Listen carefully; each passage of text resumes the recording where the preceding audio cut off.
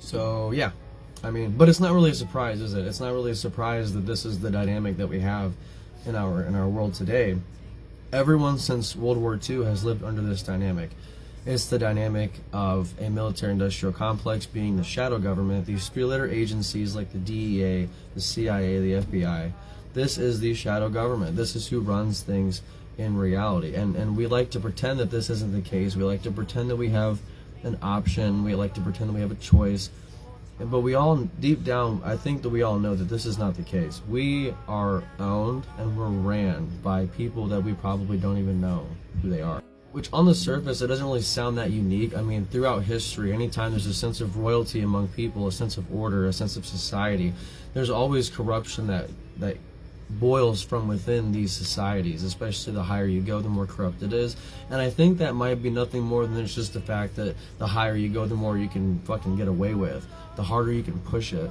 So that might be a huge factor in why the farther up it goes, the more fucked up shit gets. So I guess what I'm saying is it wouldn't normally be a problem, you would say, that we have a secret society running things, because in terms of having like governments and things like that, it seems like it's a problem we've always had. But what makes this unique is the level and the scale that we're talking about here.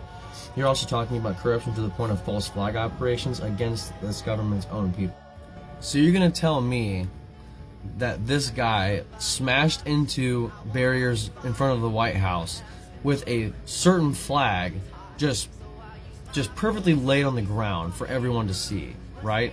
I mean, and this is obviously, I mean, right, okay, so this is the flag. This is the flag that they have laid out, and I just can't believe anybody's still falling for this shit. You're telling me this guy, you're telling me a certain demographic of supremacy is important to this guy right here.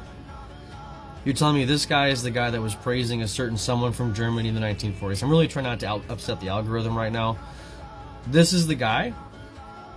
We have admitted informants within certain instances, and these are just the ones that we know about. And if they have these, then what's to stop them from making other steps and taking other avenues for informants? If you were to ask me, I would say nothing.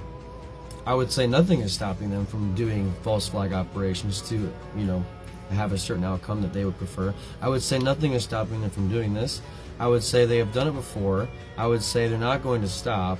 And I would say that they needed to be totally disbanded and destroyed. Politically, of course. I was kind of late saying anything about this issue because I wanted to make sure that I had the facts straight. And I kind of wish I didn't, because the story is absolutely ridiculous.